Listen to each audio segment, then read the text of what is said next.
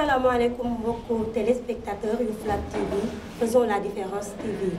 ñu ànd ak yéen tey ji ci seen émission géew bi dalal beneen ndaanaan ci biir ndaanaan yi ku gën tootul présenté ci département bu Pikine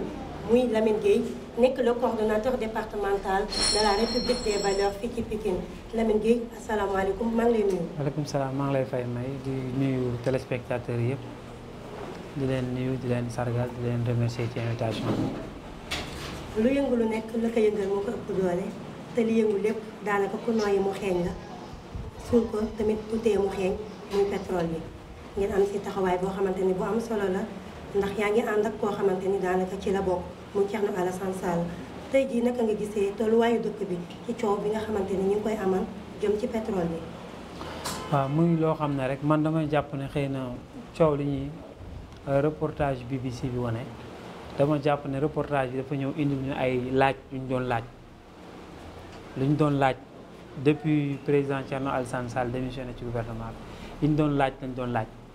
tey nag reportage bi daf ko leeral laaj yi mooy lan mooy que ne dañ doon laaj lan moo tax code pétrolier bi 9805 ni ñu ko tëggee sonn ci depuis 98 mu nekk code boo xam ne dafa am lu muy nangu ak lu muy bañ président Macky Sall ñëw fekk code bi li muy tere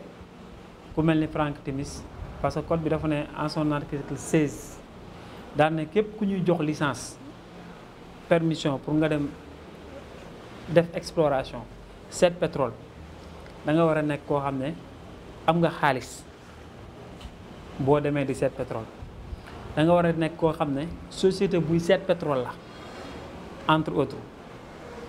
yàlla def Franck Timis bi ñu ko koy jox muy Petrotim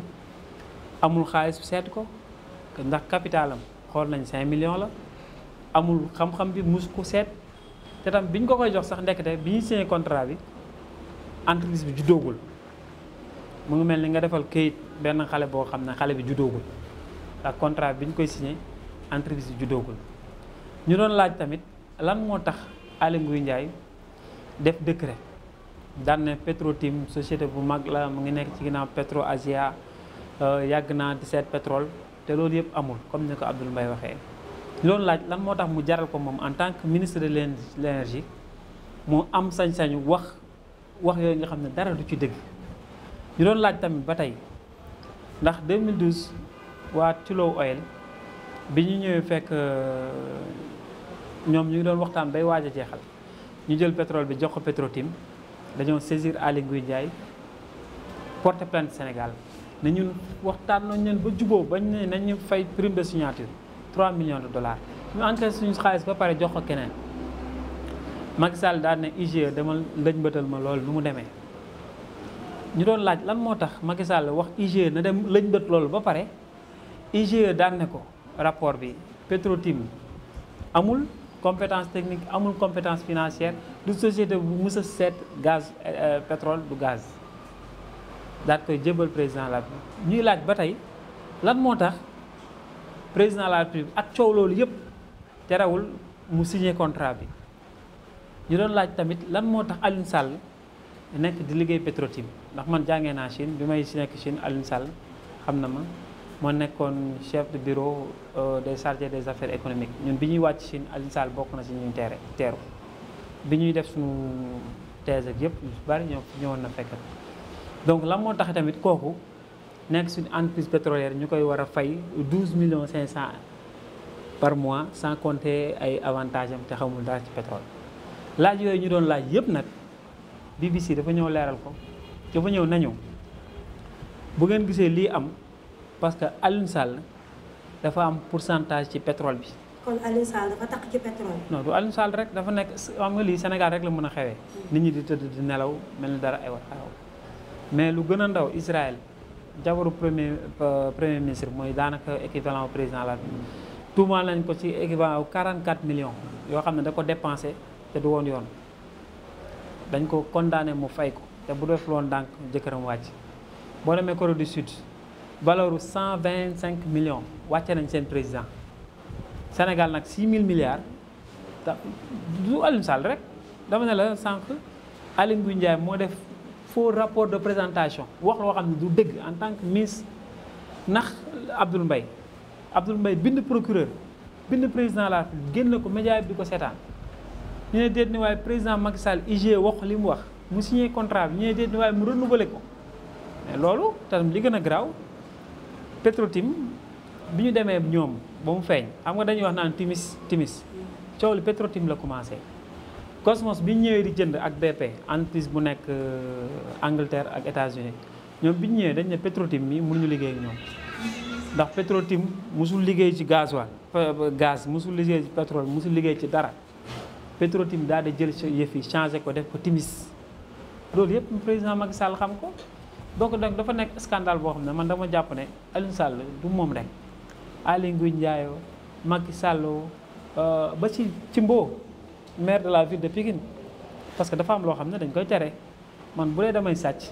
di la dénk yow ngay def ci entreprise boo xam ne amul dara ak liggéey bi ñuy wax ne moom lay liggéey Agritrans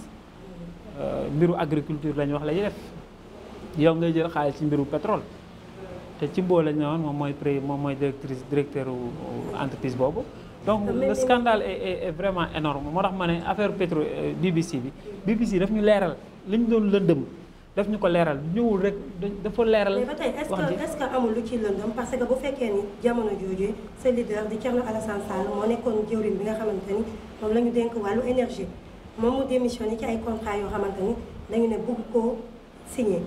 kon tey jii coow lu mel ni su amee est-ce que moom jotul mu génn bañ a yem ci média yi waaye dem taxaw buntu dig ne man kat am naa ay preuve nañ ma entendre. coow yi xam nga man Sénégal mooy dëkk boo xam ne dañu gaaw a fàtte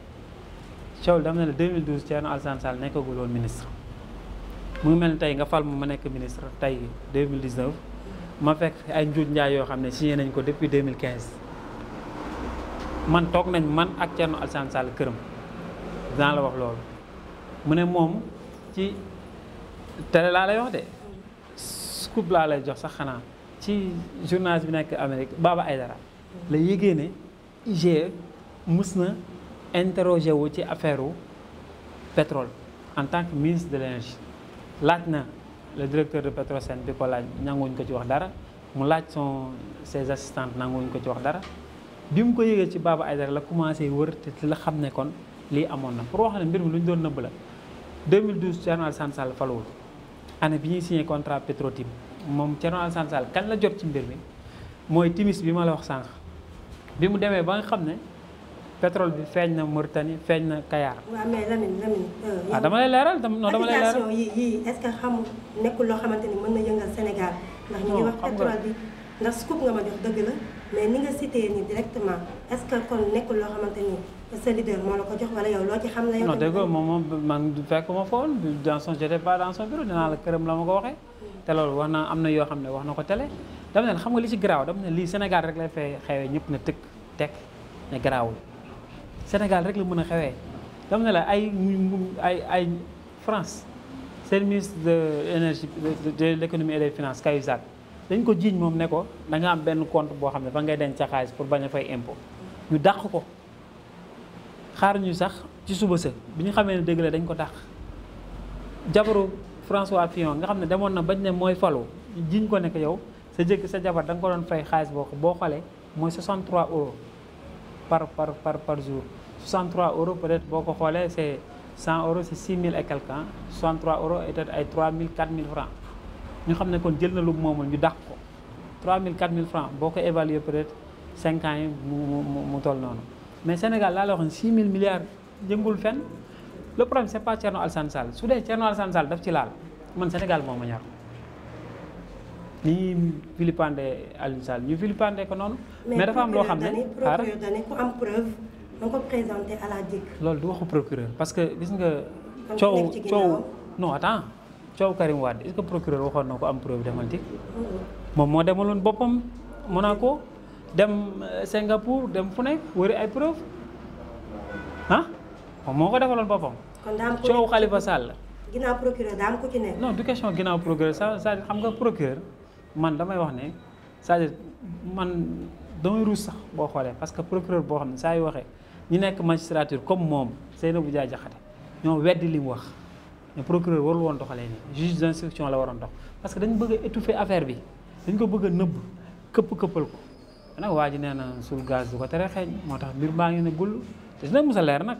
léegi fan ngeen jëm ci xeex boobu. non man je pense que fan lañ jëm ñun sénégalais parce que dafa am loo xam ne dama koy bañ. pour ñu réduire affaire de mano à mano entre l'opposition et le pouvoir affaire u Sénégal la enseignant yaa ngi fi xeex ne amuñu xaalis gasoil bi ñu ngi koy yokku nee nañ dañuy état amul lu mu subventionné léegi xaalis boobu xaalis nit ñooñu ñëpp benn nit tëdd ci ñaata hôpital bi ñoo fi nekk amuñu scanner benn clan Aliou Sall bu dee moom dafa war a leeral boppam Aliou Sall la ñu wax ne moom moo encaissé te weddiwu ko kase wax na ko des milliards la sur lan sur bu ñu fàtte ne contrat la boo xam ne c'est 40 ans 45 ans renouvelable 2 fois 10 ans muy 65 ans kan moo ñu wóor na ñun ci ñun ñi fi nekk 65 ans dañu fekk ñuy dund même bu ñu leeree dañu fekk ñuy dund sax duñu amati njariñ bi ñu am donc su pour suñu doom la léegi di 65 ans avenir u kii nga am ci ay pourcentage yoo xam ne pour yow la dama yaakaar ne loolu Sénégal rek la war a mën a xewee Aliou Sall waxuma la si dama ne la Aliou Sall woo Aly Ngouille Ndiaye woo Macky Sall woo ñoom ñëpp dañu waroon démissionner balaa dara. mais Lamine yow tamit li nga ci xam lépp lu tee nga présenté wu devant la. non de question li ma ci xam moom nga ci xam moom la ci ñëpp xam. nee naa la loolu ay actualité la. jàng naa lu bari si yow am na lu ma xam fii lu bari. non mais sénégalais xam nañ ko ah yaa ngi fàttaliku 2012 bi ñu koy wax ne la moo tax ñu jox Petro-Tim affaire bi demoon naa fi benn débat xëy na peut-être suivre nga ko. ñu ne lan moo tax ñu jox Petro-Tim amul compétence technique amul la preuve c'est-à-dire bu ma la mën a leeralee Petro-Tim benn rangumaan la mu mel ni boo demee Sandaga ki dem rangu ay soulèvement am ñëw gis kee di jaay soulèvement mu jaay ko jël bénéfice am dem moo tax Petro-Tim bañ gisee affaire yi ba pare ba mu jaay dem na amatu fi bureau amatu fi dara ñi nga xam ne ñooy liggéey dëgg-dëgg Tullow Oil man je suis dans le pétrole ñu ngi fii madame Ndongo moo leen représenté Cosmos ñu ngi fii BP ñu ngi fii Africa Petroleum Corporation ñu ngi fii ak ñeneen ak ñeneen. kon Agitrans moom wóolu woo leen. non amul wóolu woo leen Agitrans dama ne la man bokk na man dama jàpp ne ci mboobu bu respecté woon Sénégalais yi moom war fi bokk. Agitrans mooy lan mooy société boo xam ne day liggéey ci mbiru bay mais liggéey ci mbiru mbay yow lu ci soyoon ci gaz. consultation lañ doon def de moo tax. consultation waaw baykat boo génne pétrole xanaa ba station yi sax boo fa demee pompiste yi nga fay fekk doo fekk baykat yi da nga mos a dugg station yi gis leen ñor ay ileer man de mosuma koo gis loolu mooy mbir mi louche na. kon nag téléspectateurs yu FLAC TV faisons la différence TV noonu la ñuy jàllee ci deuxième pàcc bi mu nekk loo xamante ne lu am solo la fi nga jeexalee la ñuy ñëwaatee muy Timbo yaa ko tudd ci pétrole bi la dugg. waaye tey jii boo ko doon jël rek dañu nataaral li nga xamante ni mooy bilan bi mu nekkee maire ak léegi lan nga gis positif négatif. keroog dama dem Saly am ay partenaires yu ñëw na fekk leen foofu ñu def séminaire sur l'environnement comme kuy théâtre il y a rien de sérieux dans ce qu'il faut surtout ci Mbow maanaam ne la moom bu respecté woon Pikinois yi dafa waroon démissionner ñu jox la un budget de 8 milliards mënoo ko exécuter mais bien sûr Ablaye ci Mbow maire de la ville un budget de 8 milliards mënoo ko exécuter te alors que bu doon mënoo ko exécuter day fekk ne maanaam askan bi amul ay jafe-jafe mais jafe-jafe Pikine yaa ngi fi lampe les grandes artères yi ñuy wax ne moom moo ko war a liggéey mu ngi fi génnal fii ndax lampe yëpp a ngi tàkk ndax am na caméra de surveillance yu fi nekk ndax askan bi amul ay jafe-jafe dénk la 8 milliards pour nga liggéey ci ba at mi jeex liggéey ci ba nga xaalis boobu nga delloo ko mu ngi mel ni ñu jox la dépense yow nga war a togg ndékki añ reer dépense bi des te toggoo añ toggoo reer. kon Timbo liggéeyul mais parce que ay Agritrans la nekkoon di lijjanti ay commission peut-être moo tax man je suis man xalaatuma sax man pourquoi Mor fi mu ne nekkaat fekk naa leen Saly la fois passée ñuy def séminaire mais balaa ngaa lijjanti environnement air bi ak yooyu jaww ji ñu mel mais nga lijjanti nit ñi lu mu lekk lu mu naan nga lijjanti leen sécurité nga lijjanti leen fu ñu fajoo. suñu hôpitaux yi suñu district de santé yi baax ku fa dem am fa alcool wala dara am fa matériel médical bu baax. mais mi ngi def ci hôpital yu mel ni plateau médical bu Dominique waxoon na dina. dafa pan plateau dafa waxoon na ne ñëpp a mën a wax ñëpp a ko mën de. mais jëf bu dee wax rek taxul ñu dénk la 6 milliards ñun ñëpp mën a wax fii koo fi ne salaamaaleykum maaleykum salaam koo fi laaj mu dig la mais dañ quand on te confie un budget c'est pour réaliser quelque chose pour nga def dara. mais joxuñu la budget pour ngay diggee kon daal boo ko doon noté 0. non pas seulement 0 c'est moyen négatif c'est-à-dire dafa war woon sax bokk ci course bi man je le connais pas trop am na ñu ma xam ne c'est un financier mais affaire du compétence da nga naan affaire bi d'abord avant compétence amour bi ak patriotisme ak principe yi ak conviction bi mooy jiitu lépp bëgg Pikine mais nag bu dee sa nijaay daf fi sa nijaay xam sa jarbaat daf fi nekk xool na ne Pikine dafa nekk benn zone boo xam ne stratégique une grande cité wala boog benn banlieue boo xam ne foog mu maîtriser ko wóolu fi kenn jël la jox la ko mais da ngay toog rek parce que sama nijaay xaw ma sama jarbaat moo fi teg la même chose avec Aliou Sall parce que ñoom jàpp ñu ne Pikinois ñoo leen fi teg parce que dañ jàpp ne mais affaire famille la bien sûr man loolu laa jàpp moom il se dit que ne de toutes les façons il a la confiance de Macky Sall mais waa Pikine ba bu ñuy kaas bu ñuy xuloo di mer c'est pas son problème malheureusement aussi loolu man dama jàpp ne waa Pikine aussi ñoom ñoo war a jug xeexal loolu seen bopp ci fal ki nga xam ne moom moo leen doy mais comme pas ni fi mel ne waa APR yi man dama leen tooñ ne leen kenn amul yéen fit ci yéen ne man dinaa nekk maire man mi nekk opposition sax su ma neexee ne man mën naa nekk maire mais Macky Sall daf leen wax dem leen liggéeyee bu ngeen ñëwee ma xool kuy nekk maire kon ñun waa Pikine ki war a nekk suñu maire ñun Macky Sall moom moo ñuy wax ne yéen kii mooy nekk seen maire te boo demee Banjul sax Adama Barrow du leen wax kii mooy nekk seen maire boo demee Guinée Bissau wala Nouakchott kenn du leen wax kii mooy nekk seen maire mais ñun Pikine ñun suñu njiit sax mënuñu ko tànn c'est ça le danger. donc comme que nag Timbo nekk maire de la ville moom la ñu noté -0 sa base. pas -0 négatif. négatif sa base Pikine Nord. soo déggee ma ne état négatif dafa war woon sax bokk ci course bi. kon éliminé nañ ko déjà bien sûr. léegi sa base la ñuy ñëw Pikine Nord am na maire bu fi nekk. bilan moom positif na de voilà. non xam nga man malheureusement danga may laaj ñi fi deful dara. may doon day mel ni kon. mais Pikine man nii département bi mais danga ma doon laaj danga ci waroon raxaale kenn ku fi def dara sax ma mën ko tudd mais ñu ngi may tuddal ñëpp kële est-ce que tanewul gi. kon maanaam parce que non parce que xam nga kay dem na lijjanti ci boppam feneen. mais kii muy ci commune bi ci Mbow. Agritrans man jàppuma ne Agritrans dañ ko jox ci Mbow comme ça nii rek mu encaissé xaalis bi lépp jox Aliou Sall non. parce que nag booy saa ci dénk moom a yanul la balaa ngaa jël di dem di mu sédd dara xanaa man dama jàpp ne Agritrans Aliou Sall moom reconnaître na ne moom moo ko dénkoon ci boobu xaalis bi si jaar moo tax journaliste BBC bi dafa la woon compte bi mu jógee woon la compte bi mu dem Aliou Sall weddiwu ko nee dafa doon liggéey ñu koy fay compétence boo xam ne yow xam mu ngi mel tey jii rek ma ne man journaliste nekkaale ma journaliste ñu may fay loo xam ne journaliste sax fayekoon ko man je suis dans le pétrole ñu fay ko 12 millions 500 lañ leen di wàññi. maire Pikine Nord bi moom. maire Pikine Nord dama ne la kële sax xëy na moo ko tane parce que kële moom mu ngi lijjanti boppam feneen mais kee ci marché bi lay lijjantee boppam di ci teg yoo xam ne par exemple day remettre en cause suñu sécurité. parce que mais marché magasin bi xoolal anarchie bi si nekk man bu Tabaski wala Korité di ñëw xalaatoo fi jaar ak sa oto xool ñu dëkk tout au long de tali bu mag kat moo xalaat génnee sa oto ci benn koñ am na koñ yoo xam ne xalaatoo fa génn sax. xoolal anarchie boobu bu Tabaski jege see wala dafa mel ni dañuy ñaawal gars yi même bu dul Tabaski da ngay toog ba si yàgg ñu jël benn cantine teg ko daanaka day moto rek mooy mën a jaar ci koñ bi mais loolu insécurité la parce que gis nga architecte yi balaa ñoo def dara sax dañuy xool ay issue de secours issue fi nga xam ne bu ne këtt ni jon fa ngay jaar léegi moom fi ñu waa gars yi war a mën a jaar yëpp baare na ko pourquoi parce que soxla na xaalis bàyyi ko bàyyi teg ay cantine am fii teg ay table am fii entre autres yu ñu mën a kaas ci Pikine Nord parce que man dama jàpp ne ak l'acte 3 de la décentralisation Pikine Nord dafa waroon nekk capitalu département de Pikine avec un budget de 800 millions man je le dis damay ruus sax su ma naan 800 millions parce que budget bu tareen bu nekkee 800 millions déwén war naa yokk budget dafa nekk loo xam ne dafa war a am croissance une croissance boo xam ne environnement bi rek mën na ko indi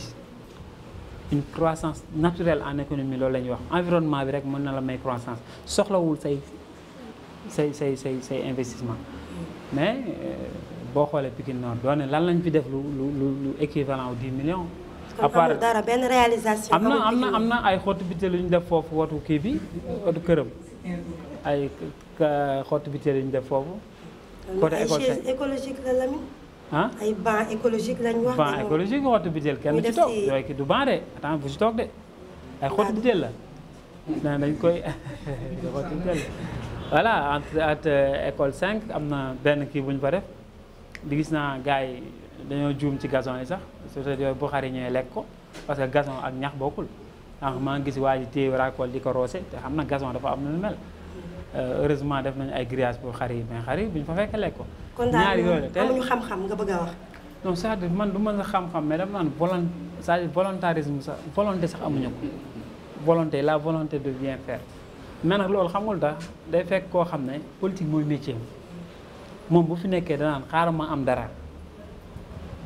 moom xam nga yow mën nga xëy liggéey après wàcc nekk ci politique bi mais bu dee koo xam ne politique muy métier sans politique il est zéro il est rien kooku boo ko dénkee bul yaakaar dara ci moom malheureusement loolu la ñu am Pikine Nord. pourtant moom politicien bu mag la de ndax parti démocratique sénégalais. loolu la politicien bu mag moom mu jógee fa dem ci Madické Niang. mais ban avancement la am je ne peux pas trop parler sur les gens mais ban avancement la am bi mu nekkee Cheikh Dieng moo ko fa jiitu Cheikh Dieng ñëw na nekk chargé des élections Bara Gaye mu doon xëccoog Bara lay te Bara Gaye tête de liste Bara Gaye doon ko c'est-à-dire du question rek yàgg ci affaire bi yàgg ci armée bi nekk gobi 100 ans nga nekk gobi da ngay fexe nekk ci armée bi nekk caporal nekk yéegaat nekkaat dara ba nekk général wala nga nekk dara mais yàgg naa ci armée bi sol naa tenue mais dafa waroon avancer parce que man li may njëkk a blâmer sax mooy que ne nekk dans une structure boo xam ne yow lenn rek nga mos a yow commune Pikine Nord li même danger bi mooy ñi topp sa ginnaaw du ñu am benn perspective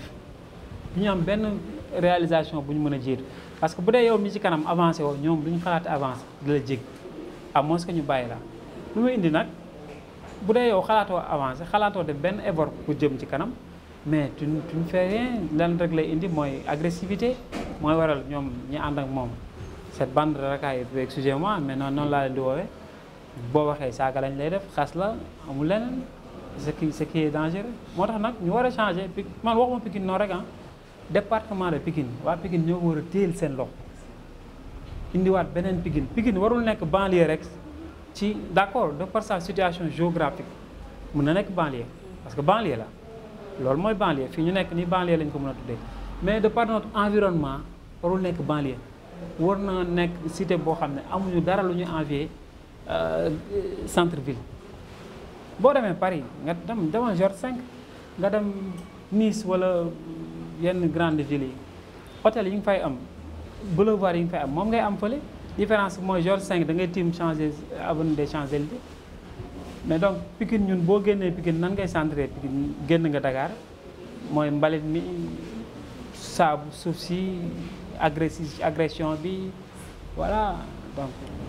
kon nag samay mbokk téléspectateurs yu FLAC TV faisons la différence TV ñoo ko déggandoo maire bu ville bu Pikine defu fi dara du samay kàddu ki ne Pikine Nord defu fi dara du samay kàddu yu Lamine Gueye la nekk le coordonnateur de la République des valeurs fii ci département bu Pikine ndax kon da nga fas yéene samp sa ndënd ngir changer Pikine Nord. samp nañ ko bu yàgg ndënd li kay. kon candidat nga. yaa samp nañ ndënd li bu yàgg loolu moom dañoo samp ndënd doon wutal keneen ku ñu doon jàppale nañ ko ba présidentiel yi jàll. mais waxuma la samp ndënd ay ndënd lay samp kii toog nii boo demee day samp ndënd commune de Mbao am na keneen kuy samp ndënd beneen commune. sa objectif lan la. Pikine Nord département bi. non département de Pikine parce que nag moom Pikine lañ am xam nga amuñu leneen boo demee gis nga un américain boo jàkkaarloog moom di waaw moom tuuti naa ne la man Texas laa dëkk di tiitaroo Texas te pourtant américain la. un français boo jàkkaarloo naan de titre ne la man je suis un parisien je suis un marseillais man dama bëgg su ma demee fu ma dem di titre je suis un pikinois un peu partout dans le Sénégal mais mënoo titre Pikine te ku xool Pikine gis ne voilà c'est mooy kiiwu insécurité bi mooy kiiwu chômage bi mooy kiiwu dañ bëgg defaraat Pikine loolu tax ñuy politique mais pas que seulement. mais man li ma bëgg a dégg mooy. man Lamine Gueye candidat la ci mairie bu ville bu Pikine. wax naa lépp loolu. wax naa lu ëpp loolu nee naa la dañuy samp ay candidats dans tout le département. 16 communes loolu lañ bëgg. wax naa lu ëpp loolu xam nga benn candidat nga may laaj man 16 candidats laa la. lan nga bëgg a defar lu manqué. non Pikine nag franchement danga naan man je l'avoue suñu ma dénkee Pikine du ma defar lépp parce que yëf yi mënoo ko defar 5 ans mënoo ko defar da ngay génn rek les prémices def les balbutiements vraiment de benn Pikine bu bees mais li ñu bëgg naan mooy lu suñu axe l'insécurité, l'éducation et la santé les grands axes yi nga xam ne demain si on accède à la Maison Rose loolu mooy suñu premier perspective nga xam ne premier semestre deuxième semestre dañ commencé am ay jalons yu ñu teg l'insécurité, l'éducation, la santé. mais xalaatoo ak parrainage bi état du Sénégal bëgg a andi ci local yi. du am lenn lu la ciy gàll. li ñu ci gàll non xalaatuñu parrainage ñun seulement ñun mosuñu bañ parrainage mais li ñu bañ mooy façon bi. biñ koy contrôler non xam nga ñun tiituñu parrainage ku xam ne dañ na la yow da nga bëgg a diviser P bi duñ la laaj 1% ngay am problème mais lan la ñuy kaas nan la ñuy contrôler parrainage bi parce que yow ñun parrainage présidentiel yi day ñëw ne la yow dañ la exclure parce que kii nga indi bokk ci amul carte te alors que kooku mu ngi carte parce que c'était seulement benn kii boo xam ne dëkk bi yëpp wax nañ ko Union européenne sax wax na ko wax na ne parrainage yëpp ci ñu ñaaj la nañ ko éliminer donc loolu la Macky Sall da ko defoon peut-être pour moom mën a nga xam ne éliminer ay adversaire am loolu la woon mais quant à nag local yi ñun tiituñu parrainage tiituñu moyen de campagne parce que waxuma sax ñun suñu xaalis bopp mais am nañ crédibilité boo xam ne buñ ne nii au Sénégal et à l'étranger ñoo xam ne pare nañ pour épauler ñu jàppale ñu parce que Pikine moo leen ñor am na ñu nekk bitim réew ñoo xam ne Pikine moo ne seen xol bu ñu gisee koo xam ne dafa bëgg a liggéey Pikine changer ko mais pourquoi pas ñu jàppale la. donc amuñu problème boobu mais caution bi tamit amul lu ngeen ciy tiit ndax état mi ngi wax. entre 100 000 ba 30 millions. bu ñëwoon tey jii caution bi 30 millions lañ ko limité est-ce que RV am na 30 millions yu mu participé ci élection yi. na bañ a nekk 1 milliard rek 1 milliard moom amuñu mais si c'est moins de 1 milliard RV ñi fi nekk ñoom dañuy liggéey et ils sont prêts à le faire pour Pikine. ñu nekkoon fu am solo. waaye fi ñu jëm si yaakaar naa moo gën a amati solo muy wàllum social mu nekk loo xamante ni lu la yitteel la ndax kat def nga fi consultation gratuite ak yeneen yoo xamante ni daanaka buñ ko doon lim duñ fi jógee waaye ci consultation gratuite bi ñu gis ni rek Lamine def na ci lu am solo jël en charge ay nit fayal leen lu war a toll ci ay millions loolu loo dund la bu yàgg wala luñ la def la wala ban sentiment moo la animé ba nga def li nu mel. bon d'abord ma leeral ne man jàpp ma ne dans ma politique social mooy tax ñu réussir parce que social man dama jàpp ne social du développé sax waxuma la réew mais kër am kër boo bëggee mu développé rek du social nga fay def ndax ñun ni ñuy waxee social mooy maye 5000 maye 10 000 ku am problème ordonnance nga fayal ko ak yu demee noonu loolu jàpp na mooy doxal kër ku bëgg yàlla nag ku bëgg am ngërëmu yàlla mën nga ko def te au-delà de sunu bëgg lu yàlla nga xam lu neex yàlla man je suis issu d'une famille pauvre sama papa amul woon doole noonu sama yaay di jaay crème di taxale donc am situation yoo xam ne boo ci duggee da nga naan lu ma am dinaa ko bokk ak nit ñi parce que aussi dañ jàpp ne loolu àdduna mais bokkul ak politique parce que man yaakaaruma ci ñi ma defal wala ku ma mës a may dara dem ci yow pour nga voteel ma man dama jàpp ne nit ñi bu ñu may voteel benn programme lañ laa leen tegal programme de société bu leer dama leen nettali benn anecdote dama benn xarit laa mës a seeti ma gis seen waa kër am consultation gratuite bu fa nekk mu tere seen waa kër ne bu kenn dem jabaram ñëw di ma boole ma ne ko mais doo bàyyi ñu dem ñu seetal leen seen yaram mu ne moom lu tax ma tere leen léegi bu ñoom ñu ngi nii jàpp nañ ne dara jot leen mais bu ñu demee ñu seet leen ne leen dara jot leen te mënu ma leen faj duñu may indil problème man nii est-ce que yaa ngi xalaat boobu degré bi mu analysé par jàpp nga ne par exemple ñooñu amuñu moyen bu ñu fajoo yow am nga ko nga defal leen ko ak ñeneen ñoo xam ne lu mel ni bi arène bi ndox mi taaf la def naa yéen a ngi foon ñu dem seeti leen pour vraiment visite de courtoisie waa APR dem fa di leen yóbbul ceeb ak diwliñ pour ñoom Pikine ñëpp a xiif ñu laaj leen seen besoin mu nekk lan ay matelas li ma wax ne buñ ne ba Pikine nit ñi am problème fu ñu tëdd nga laaj lan mooy sa bëgg-bëgg boo demee dans les pays développés wala dans un pays normal seen bëgg-bëgg leneen lañ lay wax mais nga ñëw Pikine ñu naan la matelas buñ tëdd on n'a pas lésiné sur les moyens ci saa seen ñu dem jënd ay matelas séddale leen ko ñun ñëpp kon nag ñu ngi koy sant di ko gërëm samay téléspectateurs yu FLAC TV faisons la différence TV tey ñu àndoon ak yéen ci seen émission géew bi dalaloon koo xamante ni ndaanaan la nekk fii ci département bu Pikine muy Lamine Gueye moom moo jiite République des valeurs bu Thierno Alassane Sall fii ci Pikine ay ambition wax na ko mbébétam wax na ko muy briguer poste maire bu ville bu Pikine jële fi ki nga xamante ni mooy Abdoulaye Timbo waaye itam remplacé fii ñeneen ak ñeneen ku mel ni le maire de la commune de Pikine Nord di Amadou Diarra ak yeneen ñoo xamante ni ay maire la ñu jiite moom nag moo ko wax du samay kàddu kon nag dégg nañ ko mu nekk koo xamante ni ndaw la ku ñu war a bàyyi xel waa Pikine di leen wax ni rek ndaanaan la si biir ndaanaan yi ñuy dalal FLAC TV faisons la différence TV di leen jox rendez-vous très prochainement ak beneen ndaanaan en direct nag lay doon